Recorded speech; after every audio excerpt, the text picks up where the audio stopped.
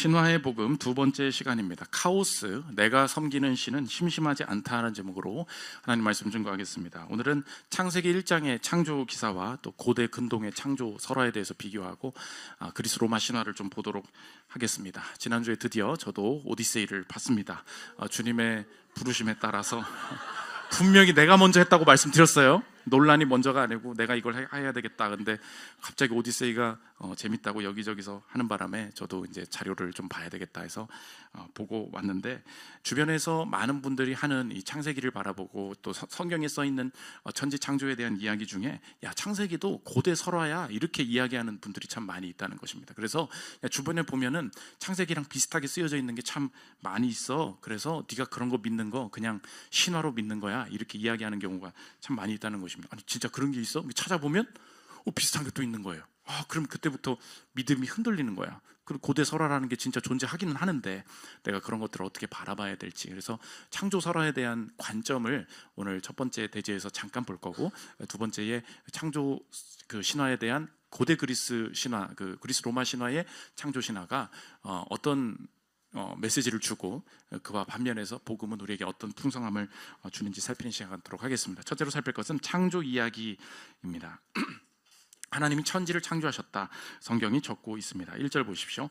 태초에 하나님이 천지를 창조하시니라. 땅이 혼돈하고 공허하며 흑암이 깊음 위에 있고 하나님의 영은 수면 위에 운행하시니라. 하나님이 이르시되 빛이 있으라 하시니 빛이 있었고 빛이 하나님 보시기에 좋았더라. 하나님이 빛과 어둠을 나누사 하나님이 빛을 낮이라 부르시고 어둠을 밤이라 부르시니라. 저녁이 되고 아침이 되니 이는 첫째 날이니라. 하나님이 하신 것이다. 그래서 이 천지 창조의 말씀을 우리가 하나님 주신 말씀으로 받을 때 우리가 믿고 아멘 해야 될 것이 무엇이냐? 한 하나님을 예배하는 한 종교가 많은 신들을 예배하는 이교도의 숭배 방식보다 앞서서 존재했다라는 것을 우리가 깨닫는 것입니다. 무엇이 먼저예요? 하나님이 먼저 계셨고 하나님을 섬기고 하나님을 따라 사는 삶이 태초에 가장 먼저 있었다. 그 다음에 하나님을 떠나면서 여러 가지 타락이 나오지 않습니까? 그 다음에 이교도를 섬기는, 또 다른 신을 섬기는 것들도 많이 이렇게 생겼겠지만 태초에 가장 맨 처음에 있었던 건 무엇이냐? 하나님 계셨고 하나님 창조하신 창조주 하나님을 예배하고 그분과 동행하는 삶이 인간의 맨 처음에 자리 잡은 예배의 방식이라는 것입니다. 문제는 하나님 천지를 창조하신 이 내용들을 비교해 봤을 때 주변에 바벨론에 이런 기록이 있고 바벨론 설화들 보면 이런 얘기가 나온다라는 얘기를 우리가 학자는 아니기 때문에 그걸 다 알지 못하더라도 여기저기서 보면은 비슷한 것들이 많이 있다. 그럼 결국은 나는 인격적으로 주님을 만나긴 했지만 이 창세기에 대해서는 자꾸 이렇게 신화라고 이야기하는 사람들이 있는데 이런 거 어떻게 해야 되냐? 우리가 그 주변 이야기들을 듣게 되지 않겠습니까? 그런 내용들이 비슷한 게 또 있어요.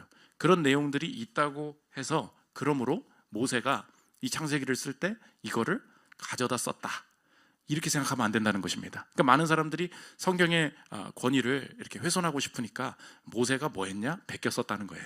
저거 하나님께 받은 계시로 쓴 것이 아니라 원래 그때 모세가 쓸 당시에도 그거 있었어. 그래서 이것저것 참고해가지고 썼다. 여기 봐라, 훨씬 더 오래된 기록에 이런 거 있었다. 그걸 참고해서 쓴 것이다. 왜 그게 틀립니까? 고대 설화를 보면 고대 설화들도 서로 맞지가 않는다는 거예요. 그러니까 여기에는 창조가 나와, 여기에는 안 나와. 그리고 같은 문화권 안에서도 여기엔 이렇게 쓰여 있고 저기엔 저렇게 쓰여 있고, 그러니까 우리가 옛날 설화랑 똑같아 라고 이렇게 퉁치면 안 된다는 거예요. 고대 설화가 뭔데? 라고 했을 때 고대 설화 안에 그걸 하모니제이션이라고 하는데 서로 맞는 게 있어요, 없어요? 없어요. 다 달라. 그 중에 뭐가 하나 맞았어. 그러니까 이걸 갖다 썼다, 이렇게 생각하면 안 된다는 것입니다. 그래서 논문 하나를 그냥 소개해 보면, 노엘 윅스라는 교수님이 쓴 논문이에요. The Ambiguity of Biblical Background. 그러니까 성경 배경, 비블리컬 백그라운드의 The Ambiguity, 애매하다는 거야. 네가 자꾸 성경에도 백그라운드가 있었다고 이야기를 하는데 그 실제로 그 백그라운드가 뭔데? 라고서 찾아 들어가 보면 서로가 안 맞고, 그냥 결국은 성경이 모세가 하나님께 받은 걸로 썼다는 걸 인정하기 싫어서 여기저기 짠 맞추는 게 있다는 것입니다. 들어보십시오. 내가 아는 한 히타이트 문헌에는 창조 이야기처럼 보이는 자료가 존재하지 않는다. 이 문제와 더 밀접한 사례로 우가리스의 창조 이야기가 있었는가? 우리가 창조라는 말로 이해하는 내용을 변경하기만 하면 우가리스의 바알 이야기들을 창조 신화로 분류할 수 있다고 입증하려는 시도들이 있었다. 그러나 그러한 시도들은 설득력 있는 해결책을 제시하지는 못한다. 성경의 창조 이야기의 배경은 이미 발견되었다고 주장되어 왔다. 문제는 그 배경이 메소포타미아에서 발견되었는지, 우가리스에서 발견되었는지, 이집트에서 발견되었는지, 아니면 이 모든 문화의 복합적인 혼합물에서 발견되었는지에 있다. 각 문화의 기원 이야기들 사이에는 분명히 알아볼 수 있는 차이가 존재한다. 더 당혹스러운 것은 심지어 동일한 한 문화 안에 존재하는 여러 이야기 사이에도 차이가 있다는 사실이다. 예를 들어 이집트 기원서를 주장하는 학자들은 때때로 서로 다른 이집트 문헌에서 각각의 요소를 가져와 성경과의 평행 관계를 만들어낸다. 그렇다면 성경 저자가 이 모든 다양한 자료를 접한 뒤 이 신화에서 한 조각을 가져오고 저 신화에서 또 다른 조각을 가져왔다고 상상해야 하는가? 이해가 되시겠죠? 많은 사람들이 뭐라 그러냐? 똑같은 게 나오기만 하면 성경은 여기서 베낀 거야 라고 이야기를 한다는 거예요. 근데 실제로 설화들이 전체적으로 어떻게 펼쳐져 있느냐를 보면 설화마다 너무나 다양하다는 거예요. 그 중에 비슷한 부분들이 보일 때마다 성경은 여기서 갖다 쓴 거야. 그리고 요거 갖다 쓴 거야. 요 부분은 요거 갖다 쓴 거야 라고 주장한다는 거예요. 실제로는 설화의 공통적인 것이 많지 않음에도 불구하고, 그러니까 고대근 이 창세기를 이야기할 때 그냥 설화 갖다 베꼈다라고 하기에는 이 설화들 간의 그 공통점이 너무나 희박하다 이야기하면 된다는 것입니다. 그냥 우리가 참고로 넘어가는 거예요. 그러면 실제로 비슷한 부분이 있지 않습니까? 이것도 우리가 해석할 수 있죠. 처음에 하나님이 창조하셨고 하나님 예배하는 자들이 있었습니다. 그 이후에 하나님 떠나서 우상을 섬기고 다른 신을 만드는 일들이 있었습니다. 그런데 뭔가 비슷한 게 있어요. 그걸 뭘로 봐야 돼요? 우리는 하나님 섬기는 게 창조에 먼저 있었다는 걸 믿죠. 그러면 그 이후에 하나님 떠난 사람들이 뭔가 천지창조와 비슷한 이야기를 여기다 썼다는 건 어떻게 봐야 돼요? 그 흐릿한 기억의 그림자로 봐야 된다고. 그러니까 우리가 그런 일들이 비슷하게 나타나고 해서 다 당황할 필요가 없다는 거예요. 실제 그런 문헌이 있어. 분명히 다른 점은 존재하지만 뭔가 어렴풋이 비슷한 부분이 있다. 그럴 때도 우리는 이거를 당황하지 않고 당연히 해석할 수 있다는 것입니다. 그걸 잘 나타낸 게 창세기 1, 2장 어떻게 읽을 것인가. 되게 좋은 책이에요. 나중에 관심 있으면 읽어봐. 거기 나옵니다. 들어보십시오.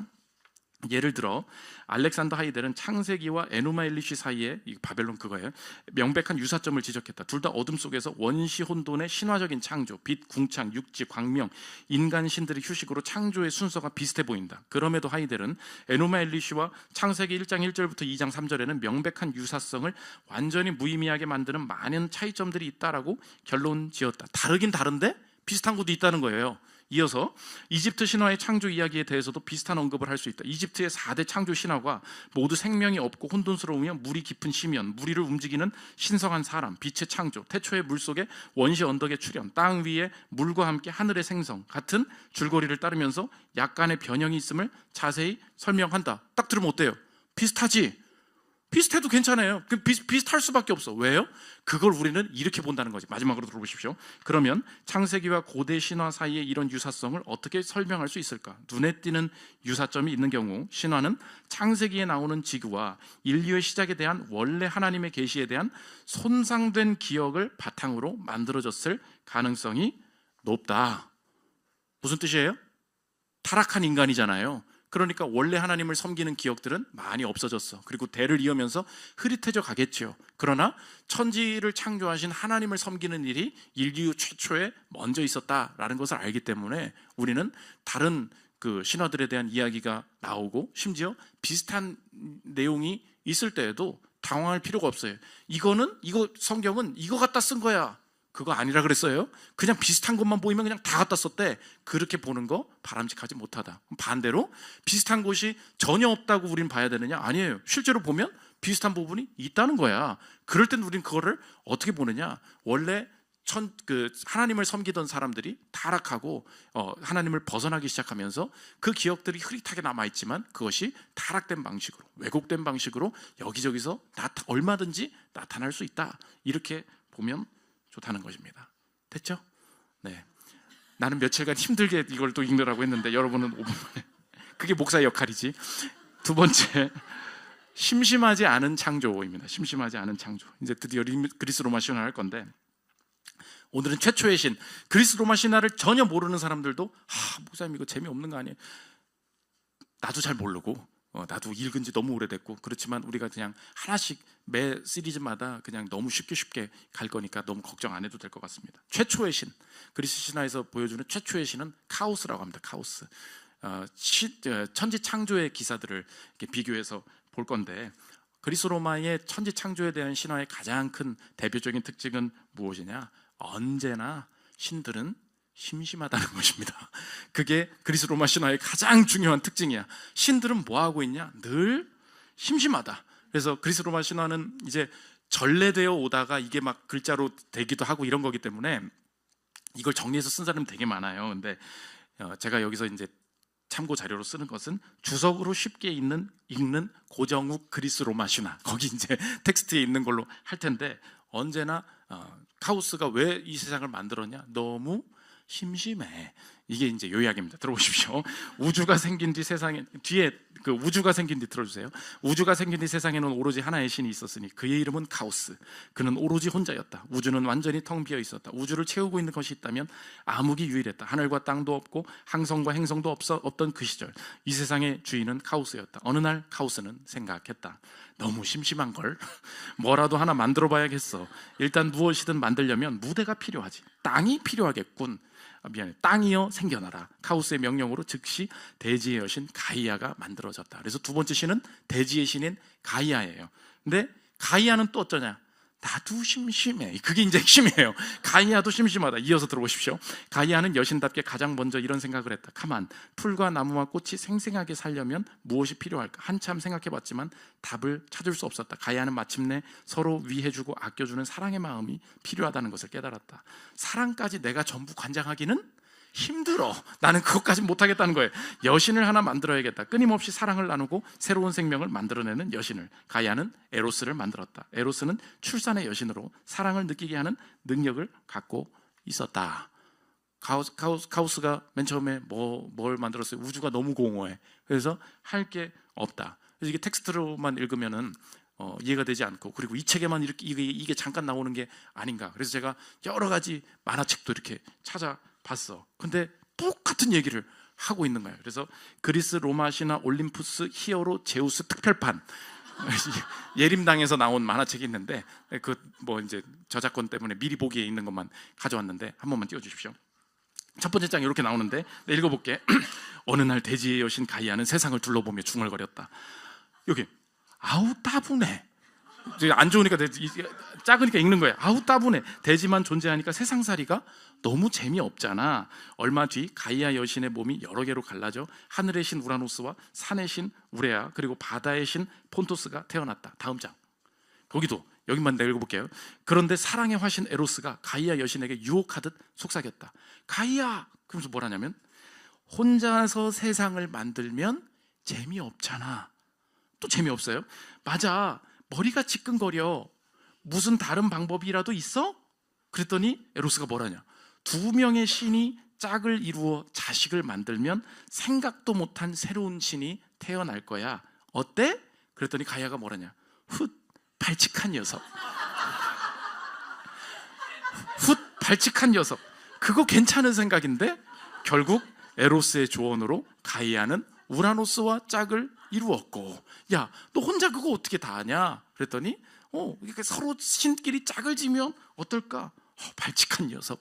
그거 괜찮은 생각. 야, 그러면 재미있어지겠다. 그러면 이 신화를 바탕으로 하면 신들이 세상을 창조하고 우리를 창조한 목적은 무엇입니까? 그들이 너무 심심하고 따분했기 때문에 이야기한다는 것입니다. 성경은 뭐라고 말해요?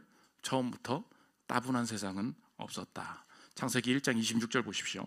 하나님이 이르시되 우리의 형상을 따라 우리의 모양대로 우리가 사람을 만들고 그들로 바다의 물고기와 하늘의 새와 가축과 온 땅과 땅에 기는 모든 것을 다스리게 하자 하시고, 계속 한번 띄워주십시오. 우리의 형상을 따라, 우리의 모양대로. 복수죠.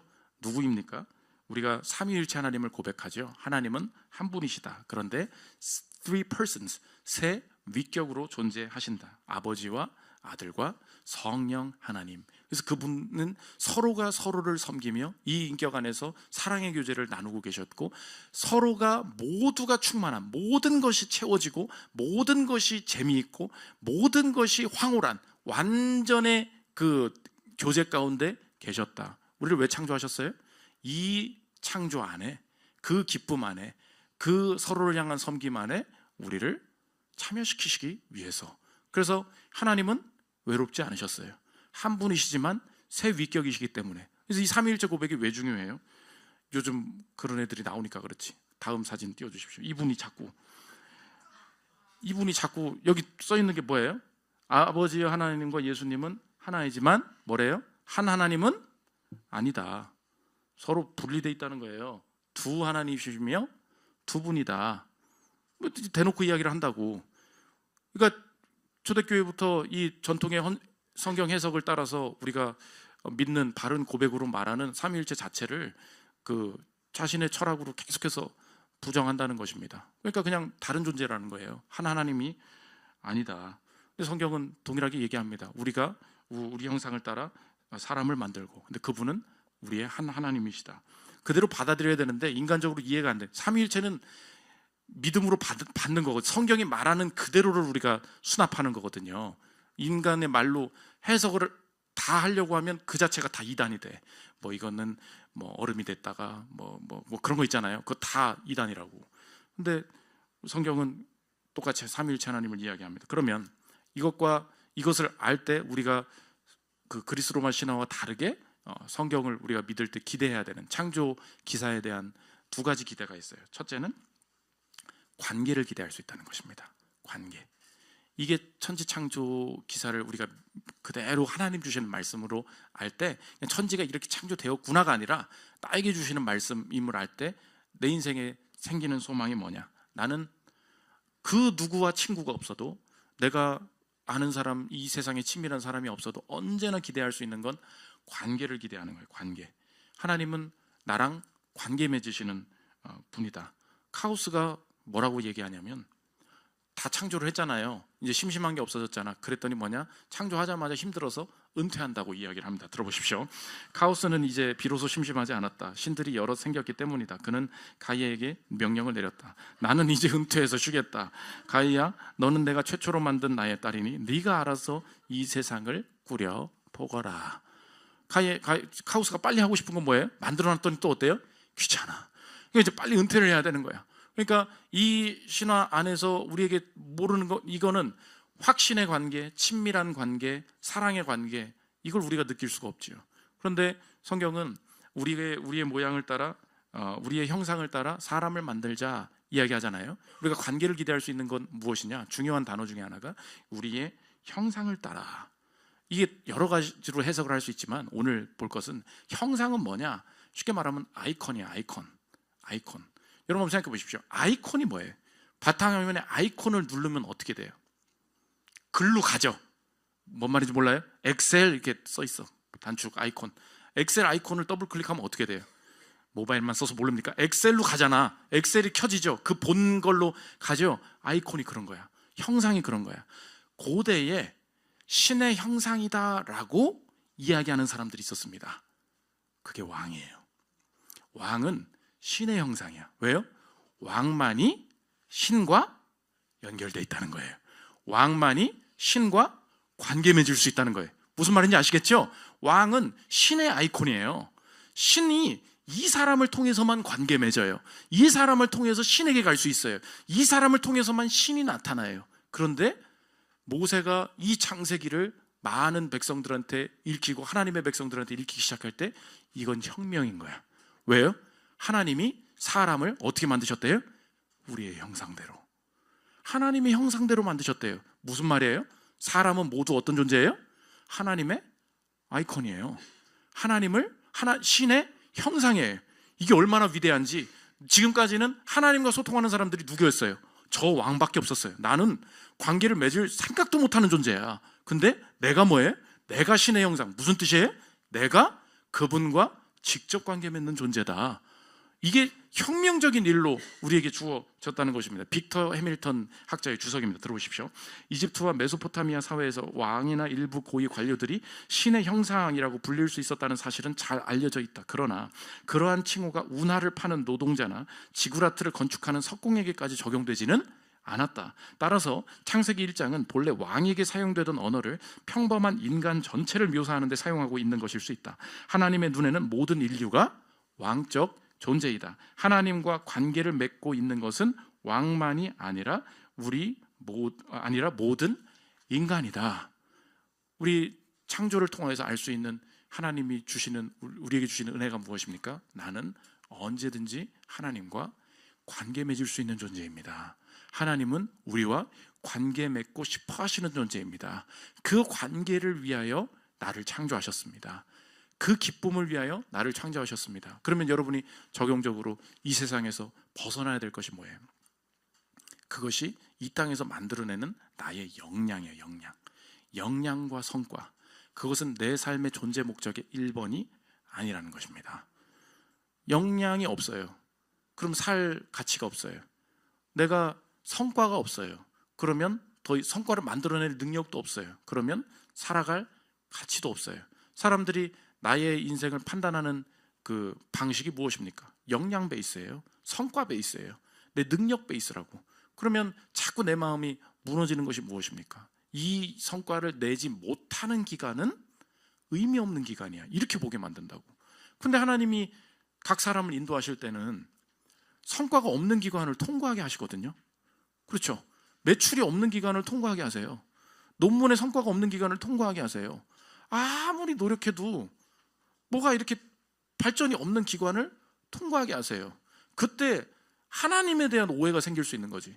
무엇입니까? 그러니까 내 진짜 하나님은 역량인 거야. 근데 내 보조 하나님이 자꾸 이 역량을 돕지 않으니까 내가 하나님을 버리겠다는 거예요. 왜? 하나님은 어떤 분이에요? 내 성과를 도와주지 않는 분이니까 하나님을 섬길 필요가 없다. 여기서 완전한 착각이 벌어진다고. 하나님이 원하시는 건 뭔데요? 역량이 먼저가 아니에요. 성과가 먼저가 아니에요. 나와의 교제가 먼저예요. 그럼 여러분이 이제 내 삶을 돌아보면 알게 되지. 내가 정말로 깊이 하나님 앞에 간절히 엎드렸던 그 시기들을 돌아보면요, 내가 아무 성과도 없을 때예요.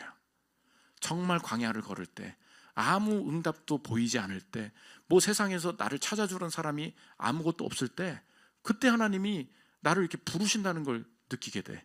그때는요, 주님 이야기가 너무 명확하게 들리고요, 작은 하나님의 이 말씀을 통한 응답에도 눈물이 나고요, 그때 내가 알게 돼요. 하나님, 이 여정이 나에게 절대 헛되지 않았군요. 이 기도 제목 가지고 엎드렸던 그 기간이 내 인생의 평생에 하나님의 형상으로 지음받은 내 인생으로서 내가 어떤 방식으로 살아가야 되는지 그 본질을 잃지 않게 해주시는 그 여정으로 삼아주심에 감사합니다. 그때 하나님의 형상이 깊이 새겨지는 거야. 내 마음에 그렇게 살아간다는 걸 알게 돼요. 그러면요, 그 다음에 내 인생에 화려함이 와도 흔들리지가 않는 거야. 내가 그렇지 잘 나갈 때도 있죠. 여러분 뭐 맨날 못 나갑니까? 뭐 너무너무 재밌는 일들이 세상에 많이 있을 때도 있어요. 그런데 내 인생에 그 다음에는 흔들리지 않는 기준이 있는 거야. 나의 인생에 늘 기대하는 건 뭐예요? 이 친밀한 관계를 기대하는 거예요. 그래서 어떤 때는요, 그게 없으면 공허해요. 내가 이렇게 잘 나가는데도요, 기도하고 싶고요, 그렇게 뭐 만날 사람이 많다고 해도요, 내가 하나님과 친밀함을 유지할 수 있는 이 시간을 더 깊이 만들고 싶고 이걸 빼앗기고 싶지가 않은 거예요. 여러분, 그 기준 없이 어떻게 결혼할 거예요? 그 기준 없이 그 바쁜 스케줄을 어떻게 감당할 거예요? 나중에 거기 다 넘어갈걸? 우리 인생이 그렇게 연약해요. 얼마나 스케줄이 많고 막 이거에 얼마 쳐준다 그러고 이렇게 하면 성과가 얼마나 그러고, 여러분 그런 일들이 막 벌어지기 시작하면요, 친밀함이 뭔데? 나중에 그래요. 하나님과 뭐 요즘은 뭐 모르겠대. 뭐 기도를 해주셔도 잘 모르는 거야. 왜요? 그 깊이는 하나님의 형상으로서의 내 자신을 아직 발견하지 못한 거예요. 여러분, 그래서 오늘 잘 안 풀릴 수 있는데요, 오늘 하나님의 창조의 기사 앞에, 하나님의 창조의 말씀 앞에 열어보십시오. 나를 어떻게 만드셨대요? 우리가 우리의 형상을 따라. 하나님, 내가 그 관계를 기대하고 그것을 누리는 자로 창조되었다면 내 인생의 공허함이 여기서부터 회복될 줄 믿습니다. 하나님, 내가 자꾸 지금 취업하고 싶다고 이야기하고 내가 원하는 거 안 들어줬다고 나 지금 하나님 앞에 투정 부리고 있는데, 하나님 이 시간 가운데 내가 하나님 앞에 깊이 엎드려 보기를 원합니다. 주님이 내 마음을 얼마나 깊이 어루만지실 수 있는 분인지 내가 그걸 통과하면서 그 어떤 상황에도 흔들리지 않는 인생으로 평생을 살아내기를 원하오니, 내가 하나님의 형상이라는 거, 그리고 그걸 아는 사람이 내 옆 사람 그렇게 봐줄 수 있어요. 여러분은 왜 사회가 점점 그렇게 잔인해지죠? 그렇게 봐줄 수 있는 사람이 존재하지 않기 때문에 그래요. 여러분, 가정이 바뀌는 방법이 간단해요. 내가 내 남편을 그렇게 봐주는 거예요. 남편이 돈 못 벌어오니까 무조건 나가버리라 그러잖아. 밥은 새끼는 밖에 먹고 들어오라고. 날 짐승으로 보는 거야. 그냥 밥만 축 내는 사람으로 보는 거야. 아내 눈빛이 막 그래. 네가 무슨 하나님의 형상이야? 돼지 형상이지. 막 그게 막 눈으로 읽혀져. 여기서 자꾸 주여 막 탄식 소리가. 진짜 그렇다니까요. 나만이 그 사람을 하나님의 형상으로 끝까지 봐줘야 되는데, 나만이 이 아내를 끝까지 그 형상으로 봐줘야 돼. 맨날 사람들이 막 자꾸 나는 여자들 맨날 뭐라 그래요? 막 나는 맨날 안 예쁘다 그러고, 나는 막 살쪘다 그러고, 맨날 여기저기서 내가 뭔가 사회적으로 가치 없어지는, 여성으로서의 매력을 잃어가. 여러분, 다 그런 거 아니에요? 그럼 남편이 해야 될 일은 뭐해? 그러게 운동 좀 하지. 이렇게 하면 안 된다고. 당신 하나님의 형상이다. 내가 볼 땐 제일 아름답다. 나한테 하는 얘기야, 나한테 하는 얘기. 그렇게 봐줘야 될 거 아니에요. 자녀도 눈빛을 본다니까요. 하나님의 형상임을 깨달은 사람만이 하나님의 형상으로 봐줄 수 있어요. 관계를 기대하게 만들어줘야 된다는 거죠. 두 번째, 다스림을 기대할 수 있죠. 관계를 기대할 수 있는 게 창조기사의 첫 번째 은혜고, 또 한 가지가 우린 다스리는 존재다. 1장 26절 보십시오. 하나님이 이르시되 우리의 형상을 따라 우리의 모양대로 우리가 사람을 만들고 그들로 바다의 물고기, 하늘의 새와 가축과 온 땅에 기는 모든 것을 다스리게 하자 하시고, 단순히 우리의 형상을 따라 우리를 만드셨다, 그냥 나와 교제하면서 끝나시는 것이 아니라 분명한 태스크가 있다는 거예요. 그게 다스림입니다. 다스림은 뭐예요? 내가 하나님의 통치를 위임하신 거죠. 하나님이 직접 다 다스리실 수도 있죠. 근데 하나님이 그 다스림에 우리를 참여시키신 거예요. 그러면 다스리지 못하고 있는 영역은 내 삶에 한번 싸워봐야 될 영역이에요. 하나님이 내 인생에 하나님 앞에 서기 전까지 이 땅에서 나에게 가르치실 것이 분명히 있는 거예요. 이 땅에서 내가, 어떤 사람은 감정이 잘 안 다스려져. 그럴 수 있죠. 감정이 막 갑자기 업되기도 하고 갑자기 다운되기도 하고, 그리고 막 다른 사람보다 내가 감정적인 예민함이 막 심하기도 해. 그러면은 내 인생의 주제인 거예요. 하나님은 내 인생 전부를 다스리셔야 되는 분이에요. 근데 내 인생에 내 스스로가 하나님 뜻대로 잘 다스려지지 않는 부분이 있어요. 그러면 그 다스림을 배워가면서 분명히 하나님 나라에 들어갈 준비를 하고 있는 거예요. 그렇죠? 어떤 사람은 맨날 아무리 돈을 줘도 갔다가 맨날 한가 맞는 데다가 갖다 넣어버리고, 맨날 뭐 백 사느라고 다 넣어버리고, 나는 돈이 통제가 안 돼, 돈이 통제가 안 돼. 그럼 막 돈 주세요, 돈 주세요 이러지 말고요. 오늘 주제야. 하나님은, 하나님 앞에서 내가, 하나님이 날 이렇게 창조하셨다면 뭘 기대해야 돼요? 관계를 기대해야 되고 다스림을 기대해야 된다고. 그럼 하나님은 그거를, 하나님 내가 왜 이렇게 이걸 실패합니까가 아니라 이 다스림을 회복시키시기를 원하시는 거예요. 배워야죠. 아, 나는 이 부분이 되게 약하구나. 나는 논리적인 명확한 냉철한 판단이 너무 부족해. 내가 다스림이 못하는 부분들이 있거든요. 그거 나는 원래 나는 스타일이 이래. 여러분, 그러면 안 돼요. 내가, 하나님이 날 창조하셨잖아요. 내 삶의 전 영역을 하나님이 다스리셔야 돼요. 믿으십니까? 그러면 내 방구석도 못 다스리는 분들이 많아요. 도대체가 이 바 선생이 옆에서 지나다니는데 이게 지나다니든 말든 내 방구석이 통제가 안 되는 거야. 내 몸매가 통제가 안 되는 거야. 우리 모든 영역에 그런 게 있지 않습니까? 그때, 아, 하나님, 내 인생의 남은 여정 가운데 내가 배워야 될 것 중에 하나가 뭐냐? 각각 부족한 다스림의 영역들 가운데 주님이 이 영역을 다스리신다면, 주님이 내 입술을 다스리신다면, 주님이 나의 육체를 다스리신다면 어떻게 살기를 원하시는가 하나씩 배워가는 거, 우리 인생의 주제예요. 오늘 가서 도대체 집 정리는 어떻게 하는 건지 좀 잘하는 사람 좀 불러오기도 해야 되고요. 여러분 인생에 할 거 없다고 생각하죠. 맨날 그냥 돈만 많이 벌고 취업만 되면 될 거라고 생각하죠. 여러분 그런 것들을, 그런 세상적인 성취를 찾기 이전에 하나님과 관계 맺는 존재라면 동시에 어디가 하나님의 다스림의 통치를 받아야 되는가를 같이 생각하는 거예요. 그런 거를 내가 하나씩 순종해 나가잖아요. 어느새 길이 열려요. 어느새 정신이 돌아오고요. 어느새 내 삶이 밝히 보이고 바르게 보이고 기회가 보이고 내가 왜 취업이 안 됐었는지, 내가 왜 다른 사람들이 싫어했었는지 다 보여요. 내가 이런 식으로 말하고 있었어? 이런 식으로 살고 있었어? 모든 게 기회가 된다는 것입니다. 그래서 다스림에 참여하십시오. 하나님께서 이 회사를 또 이 조직을 어떤 방식으로 다스리기를 원하시는지 내가 늘 이 다스림의 관점에서 배워보기를 원한다. 그 마음, 겸손한 마음 가지고 있을 때 나의 인생의 전 영역에서 급격한 성장이 있다는 것입니다. 마지막 세 번째, 창조의 지속입니다. 주님과 관계 맺을 수 있도록 창조하셨는데 우리 모든 그런 게 깨져버렸죠. 주님이 여전히 그 관계를 놓지 않으시고 우리를 그리스도의 분량, 장성한 분량까지 완성시키실 것이다. 우리를 새 창조물로 보신다. 우리를 다시 창조하신 분이 누구십니까? 예수님이시죠. 예수님이 우리를 다르게 표현하십니다. 고린도후서 5장 17절 같이 읽겠습니다. 시작. 그런즉 누구든지 그리스도 안에 있으면 새로운 피조물이라. 이전 것은 지나갔으니 보라 새 것이 되었도다. 새로운 피조물이다. 그 영어로 보면 behold, 보라, new creation, 새 창조. 보라, 새로운 창조를, 그 뜻이에요. 나의 인생에 대해서 뭐래요? 새 창조물이래요. 그러면 내 인생이 완전 다시 보이죠. 지금까지 나는 이렇게 살아왔기 때문에 나는 결과로서 나는 후회가 많고 아무것도 다스리지 못하는 존재야. 이게 세상의 방식이에요. 그래서 죽을 날을 기다리는 거야. 후회된다, 한탄한다. 그런데 나는, 예수님이 말씀 뭐예요? 보라 새 것이 되었다. 내가 지금 새 것이래요. 그럼 여기서부터 시작인 거죠. 내가 어떻게 되는 거예요? 지금 이제 하나님 안에서 관계 맺는 법을 배워가는 거예요. 이 백수 과정에도 내가 이미 새로운 창조물이에요. 여기서 주님과 관계 맺는 것을 다시 배우고, 여기서 하나님 나라 들어갈 때까지 내 삶을 관리하는 법을 다시 배워요. 여러분 이것이 헛되지 않을 것입니다.